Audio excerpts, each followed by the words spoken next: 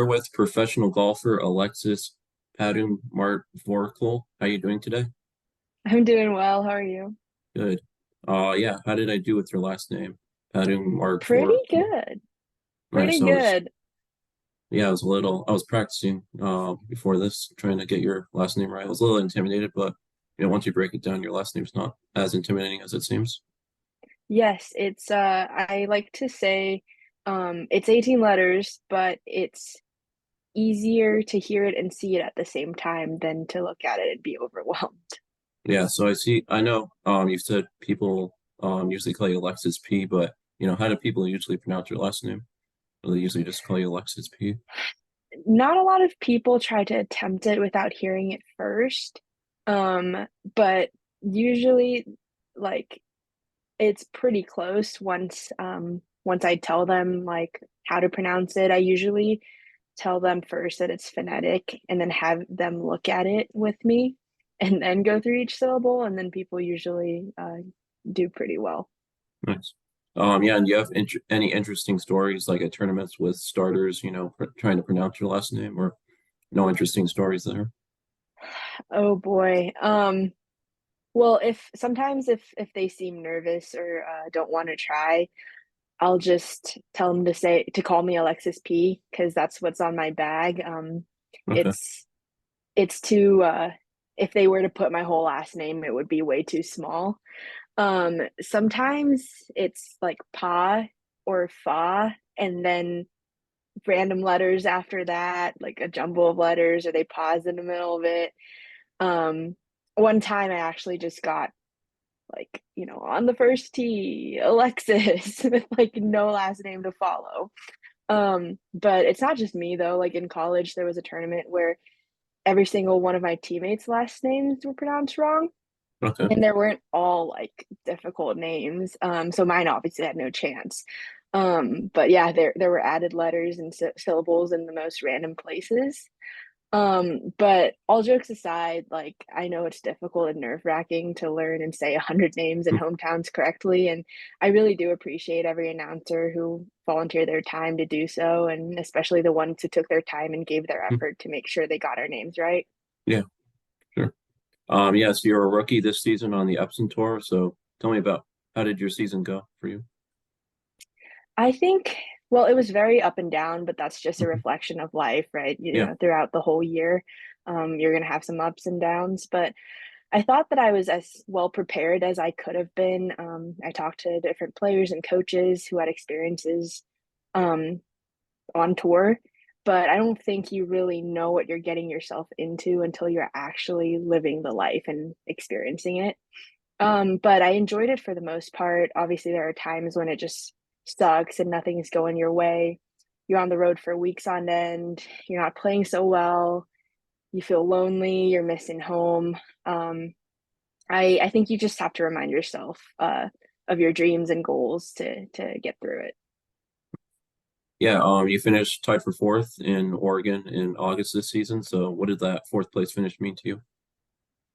It was really cool. It was awesome. I had been looking forward to playing that week all season long since Yeah. it was going to be my first time back in Oregon since I graduated from University of Oregon.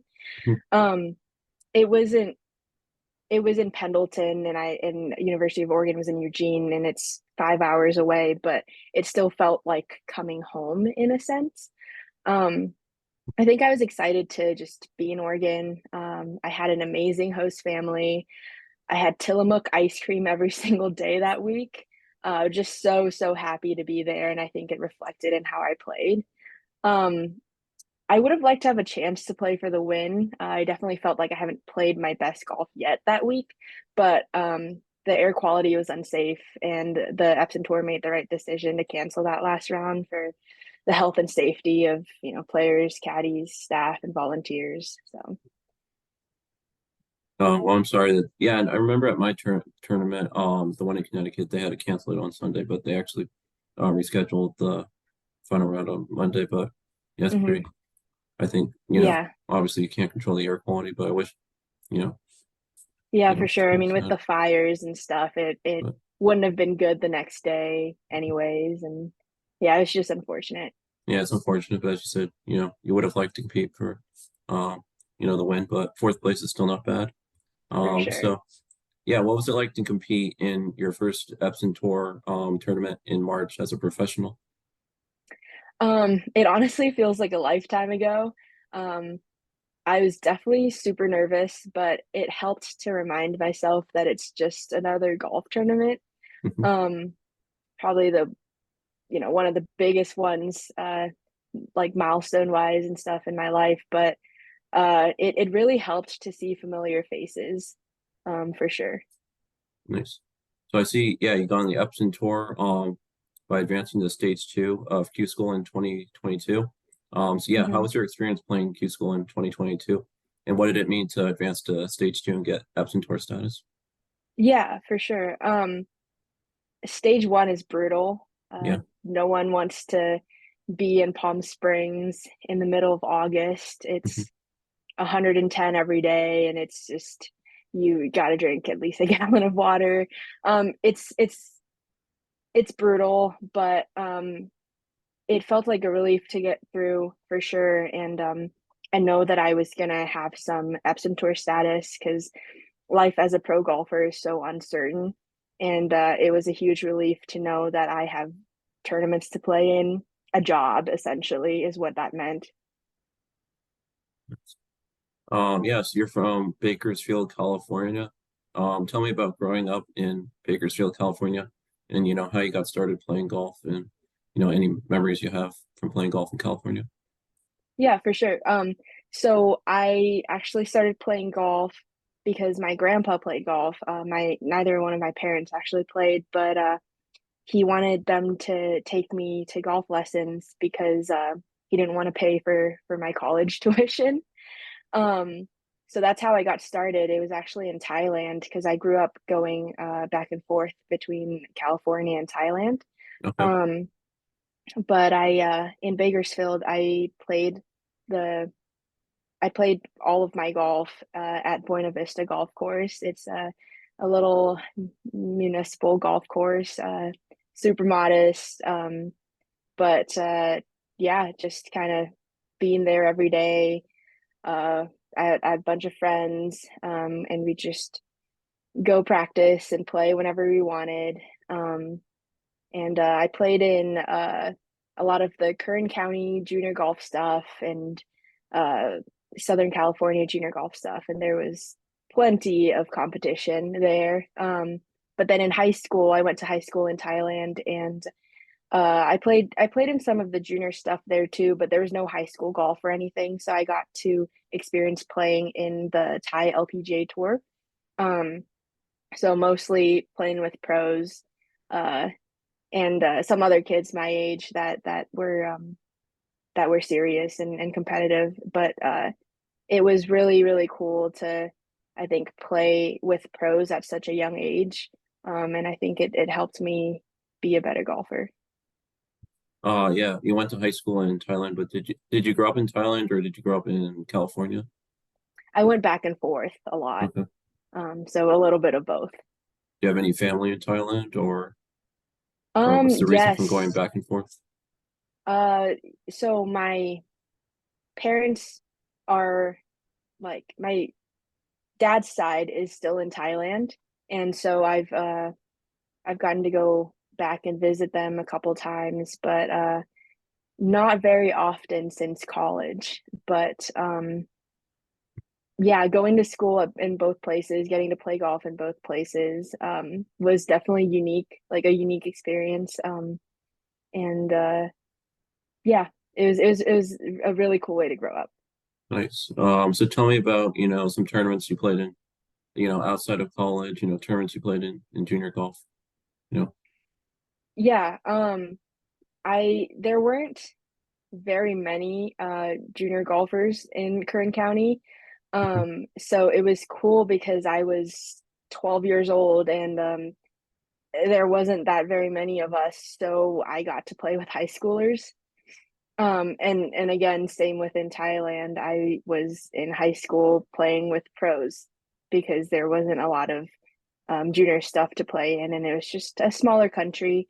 Um, well, but then obviously now you see the LPGA and there's a bunch of Thai names on the leaderboard, which speaks a lot to the level of golf that is played there. So I think that really helped my development as a player. Yeah, did playing with professionals, in Thailand on the Thai LPGA, did that prepare you for your professional career? Um, on the Epson Tour?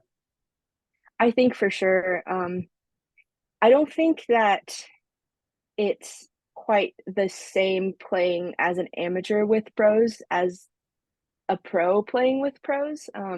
You, it's you would think it would be like the same mentality, but it's now you know that you're trying to do this for a living. But yeah, like I was a junior golfer and I was playing with people who practiced every single day because that is their profession. So I think I got to know what it took at a younger age than most people.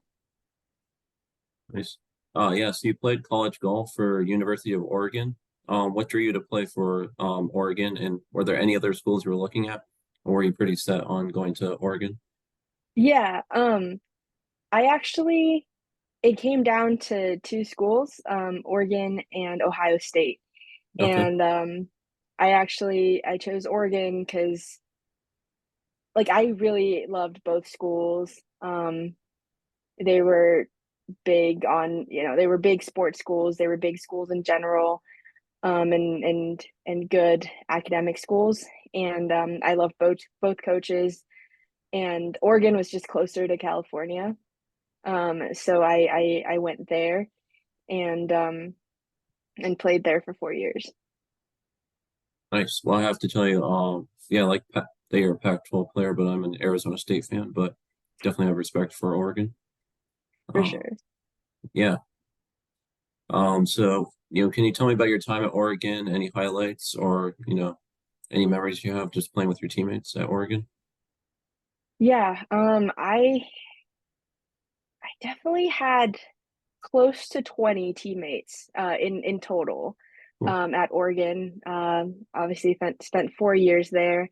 Um, my favorite tournament that we went to was probably the Pac-12 preview in Hawaii every year. Um, we played at Nanea Golf Club, which was the most beautiful golf course I'd ever seen. And going to Hawaii, like nothing beats that. The food, um, and like all the fresh fruit there. Going to the beach after every round, I don't think anything could beat that. Nice. So then you went to Ohio State as a graduate student. So what was it like, you finished up your senior year at Oregon. What was it like going from Oregon to Ohio State, and yeah, what drew you to Ohio State as a graduate student? Yeah, like I said, it came down to the two schools uh, back in high school, Oregon and Ohio State. So I had known the coaches at Ohio State since I was just a junior golfer. And so when it came time to decide, I mean, I had another year of eligibility left because of COVID, and there wasn't anywhere else I would rather be than Ohio State. I knew that I had an extra year to get better, and so I knew that Coach Therese Hessian and Lisa Strom were gonna help me do that if I wanted to. I was on the fence about whether or not I wanted to play professional golf, and I really wanted to give it a shot. And I also got to play at one of the best and toughest home courses in college golf, in my opinion, Yeah. at the Ohio State golf course. Yeah. Well, not to play favorites. I know that here in Connecticut we have the Yale Golf Course, but I think it's no number one golf course in America. But I know the Ohio State Golf Club in particular, the Scarlet course is known as one of the Hmm. top college golf courses in America. So, yeah, tell me what was it like to have Ohio State, Ohio State Golf Club as your home course? Play and practice at, and Yeah, tell me about the Scarlet course. That's, one of the top college courses in America. Yeah, I mean it's not an easy golf course. The Hmm. Corn Ferry Tour plays one of their final tournaments there. Okay. Um, and I think part of it is, it's just it's tough because of the layout. It's really narrow. You have to you have to hit the spots. Like it just getting to practice there, getting challenged like that every day, just makes you better. Um, and there's 36 holes there too. So there's another course, Gray, which is a little bit shorter, uh, par 70. Um, and it just gives you different challenges, in my opinion. You can try to score on Gray and hit wedges into the greens, or you could be working on your drives on Scarlet, just hitting the spots on the fairway, and all the bunkers that are on Scarlet. Like pick where you have to, just like when you're playing qualifying or practice rounds or whatever. Like you really need to know where you want to hit your shots. So I see what while you're at Ohio State as a graduate student, you got an individual victory. So what did it mean to you to win the 2021 Dayton Flyer Invitational as an individual? Yeah, it was awesome. I was going through some big changes with my game, implementing some new things mentally. And so, you know, with anything, like when you're going through changes, you're not always going to see linear results. And it was really, really cool to finally see results from those changes. And getting confidence back in my game. Nice. So I see something interesting is you got your bachelor's in general science, but then you got your master's in sports management. So how did you go from, getting your bachelor's in general science to then getting your master's in sports management? So I like to say that I would probably be working in the medical field if I wasn't playing golf. I've always liked all the sciences, and I actually got my bachelor in the sciences and two minors also in sciences, Okay. anthropology and psychology. And so I basically took all the science classes you could take. Um, but yeah, and then I had another year to play golf, and uh, since I felt so unsure about pro golf to start with, I decided that I was going to try to play another year, get better, and play pro golf. Getting another degree just made me feel a little bit better about the whole thing. And also, since I knew I was going to be going into the sports industry as a professional golfer, um, I wanted to know the background and inner workings of the sporting world. And so through that, I had opportunities like working, interning at a sports law firm, and Okay. getting to see like that side of things, NIL. I also got to intern at a golf course and see how like that worked, and I think it just helped me better prepare for my professional golf career as well. Nice. So I have two questions that you just touched on that I'm interested in. So can you tell me more about your interest in science? Because that sounds interesting. I'm sure not a ton of the Epson Tour players are interested in the sciences as much as you are. And then was getting your master's degree always part of your plan, or did your plan kind of change as you got through, college? Hmm. Well, first of all, like my favorite subject as a kid has always been science. Okay. Like when you're a kid, like, oh, what do you want to be when you grow up? It was always like a scientist, whatever that meant, whatever I thought that meant when I was a kid. But I the subject was fascinating to me, and I wanted to prove to myself, not necessarily anyone else, that I could juggle uh two things really, really well. Um like golf and in school, but like knowing that I'm going to be taking challenging classes and stuff. Um, but and then to answer your other question, no, I didn't think that I would be getting a master's in this sense. Like I didn't always know that I was going to get my master's in sport management.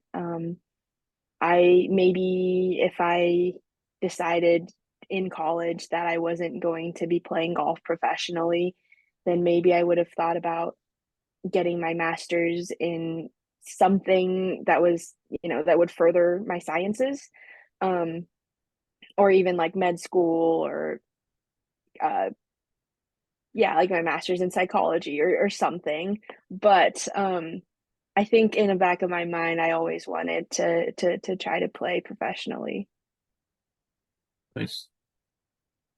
So my next question is, and you don't have to answer this if you don't want to, but I see that you didn't play in Q School this year.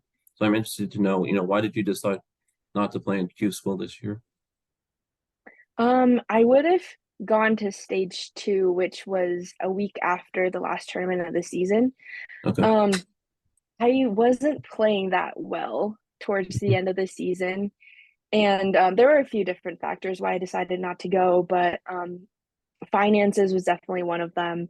Sure. And I felt like, since I wasn't playing great, I might not do great and still be in the same boat anyways. Um, so I just decided that oh, and also like my grandpa was sick and I Okay. wanted to just come home and be there for my family. And so I knew that, I wasn't playing well and would probably be playing on the Epson Tour next year anyway. So I just decided to come home, be with my family and get started working on the game and focus on improving for the next season. And they have stage one is in California, is stage two in Hmm. Florida, I think. Yes, yes. Yeah. So Yeah. it was in Venice, Florida, Yeah. which is probably about an hour and a half, 2 hours from Yeah. where we were in Orlando and Daytona Yeah. to Well, end you the had, as season. you said, you had a lot of personal things going on, and Hmm. also it's, a big financial commitment, if you're not playing well, and you already have Epson Tour status for next year, I think, at least in my opinion, I think you made, a good decision, Yeah, it does cost a lot of money to go all the way down to Florida, yeah, and get for a sure. And hotel, all that stuff. hmm But hmm yeah, so Epson Tour, will you be playing on the Epson Tour next year? Is that, you're playing for next year? Yes, yes, yeah. status on there. Nice. Hmm. You'll be playing like full schedule next year. Yeah, I'm looking forward to whenever the schedule comes out to see which of my favorite tournaments are when they are and if when we'll be going to them. Nice. So I'm just curious to know, so you didn't go to Q school, but and you retained your Epson Tour status. So either in general or just in your opinion, I'm just curious to know, how did you retain your status, or how does a player, retain their Epson Tour Hmm. status from one year to the next? Yeah, so in order to have your full absent tour status, you'd have to finish top 80 on the money list. I Okay. actually finished 87, so I actually fell short of retaining my full status. But according to last year, I would still be ahead of where I was last year, um, like priority wise. So I didn't advance from stage two. So I finished stage two at, I believe, 86th or something. So that would have put me behind where I would be this year based off my results. And so I was able to play in the first tournament and all of them from there on with the status I had last year. So I thought that I would probably most likely be able to play a full schedule, even with like falling short of top 80. Well, that definitely sounds a little complicated, a little bit over my head to wrap my head around, but I'll just say, I'm glad you retained your status for next year. And yeah, Thank you. It was, yeah, I was gonna say it was definitely a lot to learn. I didn't know this at the beginning of last year, and there was a lot of reading different documents and asking a lot of different people their opinions as well. Yeah, congrats on retaining your status, and yeah, you should definitely Thank implement you. that, and good luck with next season. So I have two more Thank you. I questions that I want appreciate to it. ask you. For So sure. you're on the Epson Tour. Are there any, friends or any fellow competitors who you're close with? Do you know you stay in hotel rooms with, or you rent houses with, or is there no one you're really close with or friends with? Yeah, well, there's a few former teammates and people I've played against in college on tour that I was familiar with like prior to us all being on the Epson tour, but also like part of the things I love most about being out here is getting to meet and play with new people each week. So I would like I have a couple friends that I, travel with and stuff, but I'd like to, keep it open and hang out with different people and yeah. Yeah, keep it open with you. No hate, no hatred towards anyone. You're friendly with Yeah, everyone. for So my sure. final question is, what are some of the goals that you have for next season and going forward with your golf career? Like, do you have a 5-year plan where you see yourself in 5 years with your golf career, or are you just taking it, year by year? Um, I definitely have some like big goals. But anything smaller than that, I think I'm just kind of taking it as it comes. I definitely would like to finish in the top 10 and earn LPGA status next year. Yeah, Um, sure. but yeah, I mean, as of the bigger picture, I'd really like to have a nice long career on the LPGA Tour and, to be able to make a living doing the thing that I love and traveling the world, getting to play different golf courses, maybe getting, a couple major wins under my belt. I'm really looking forward to in particular to play the U.S. Open at Inverness and Oakmont. Are you going to be playing the U.S. Open?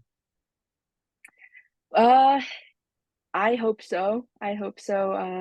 I hope that I haven't played in one yet, but I hope to be playing in one soon. Nice. And I just have two more questions I just want to ask quickly. Sounds Um, good. so we're in the off season right now. The final tournament was in October, the Epson Tour Championship. Two Hmm. questions. Right now, what do you do in the off season from October to your first tournament in March, I believe it is. So what do you do in the off season, and also what was it like to play in the Epson Tour Championship in October? Yeah, it was my first time in Daytona playing Mhm. at LPGA International. Um, it was cool to see like the history at the golf course and it was nice to l- like feel like I've made it there. Like I still, I was able to play in all the tournaments. I was able to play well enough to keep getting into the tournaments and I knew that I wasn't going to have a tournament to play in for another couple months. So it definitely felt like a finale in a way. Like I want to end the season on a high note and start having a momentum for the next one because at that point I had already decided I wasn't going to go to Q school. Um, so yeah, just excited to have it be the final tournament, and wanting to end well for the next season. And right now, I'm mostly just working on my game. I'm working with my strength coach, Justin, to get stronger for the next season. Working on strengthening other areas of my body to prevent injury. And I'm also substitute teaching as Okay. well, um, to earn some money. And How'd you yeah, get into and substitute teaching?